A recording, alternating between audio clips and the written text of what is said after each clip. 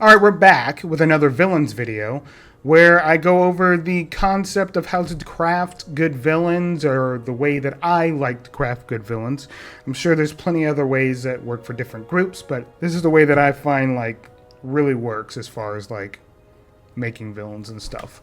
So today we're going over the Demon Lord Pazuzu.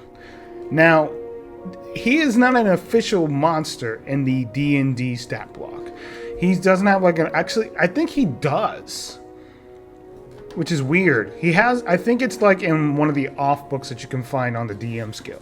So we start with a background. A lot of what happened in the Sky Orphans campaign revolved around the Sky Orphans. Remember, your players are still the main focus. These are the people that are really crafting your story. And Pazuzu wasn't originally supposed to be the main villain of their story. Another dark entity was supposed to do that, but as the story played out, Pazuzu ended up becoming the main guy. So I'll show you exactly how I ran it. I had some help from my buddy Prince, but this is pretty much the antithesis of how he became probably our most iconic villain in our game. Now, Pazuzu is the Prince of Skies, I think. Let me fact check myself before I start to lose my mind. Yeah, he's the Demon Prince of Air. He's a Demon Lord. There was a group of villains at one point, or a group that ended up starting to work together to fight against the Sky Orphans, Pazuzu being one of them. And as they started to whittle down those numbers, they ended up having to confront Pazuzu at one point. One of the Sky Orphans, Kaladin, ended up perishing due to an unfortunate event that happened in a temple nearby.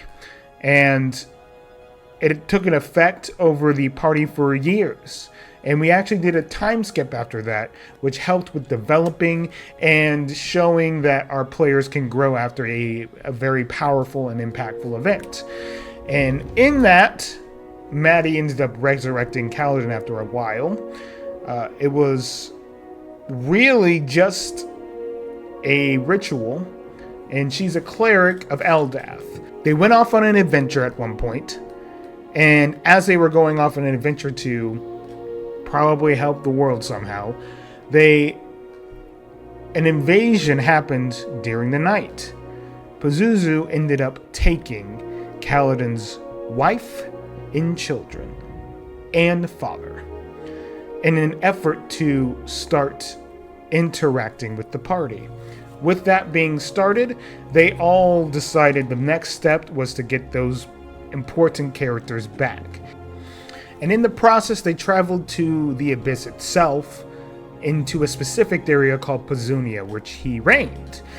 And in that process, they all learned about how he had affected their lives in certain ways, in their character stories. And with that, planting seeds on how, throughout this entire time, this creature has been poking, prodding, and affecting their lives, working in the background toward this dark entity, and essentially using this dark entity for his own use, having him be the face of the problems while he goes around and pokes and prods in order for eventually him to rise out of the abyss with his demon army and take over the region above. The skies were his limits. So they ended up confronting him. And the first time they confronted him, they lost. They lost hard too. They got brutalized. No one died, luckily. When they went down to Pazunia, they confronted him a second time and barely won. And that was a temporary win, as he would eventually be resurrected via his being in his home plane. He never truly dies there. And eventually, they all ended up fighting, at some point, a war above ground. And then that's when the final conclusion with Pazuzu happened. And it was a pretty brutal fight. No one died, but they once again were pretty close. So background, simple.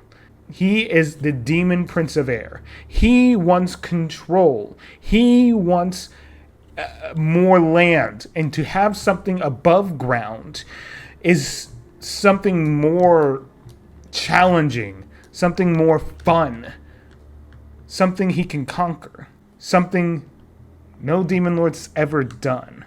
Motivation. Motivation is very simple. Conquer. To control. To have control over something no demon lord ever has. And in response, if he has control over that, he can control more things in the abyss. More power means more of an ability to conquer. Influence.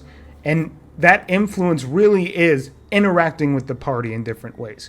One, there was a moment in the campaign where the leader of the Sky Orphans had to come back to his hometown, a sense, and at that point, most of his people were unfortunately brutalized and slaughtered. And Pazuzu ended up blaming it on this dark entity we were referring to. But it really was him. In one of the other backstories, he ended up playing the long game with one of the companions and befriending them for years in order to have these souls get sacrificed via his own hand. Not his hand, but the player's hand. His influence was spread across this entire planet within the players themselves.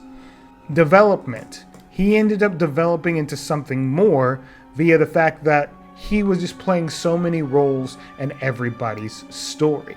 Everybody got emotionally invested into taking this dark, evil entity down. Something that truly was scary for them. They didn't know what this dark entity was because it wasn't interacting with them. This guy was. He was the problem.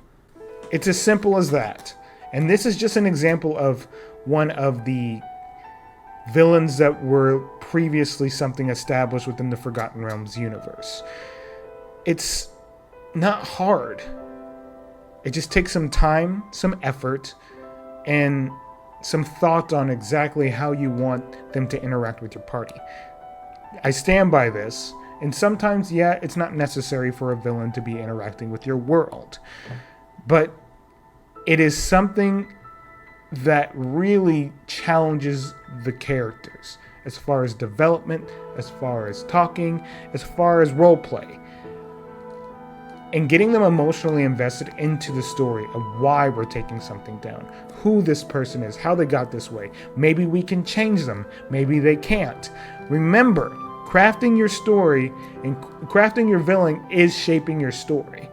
You can't have a good protagonist without a good antagonist. An antagonist can be anything, really, but it has to be in contrast to what the hero of the story is.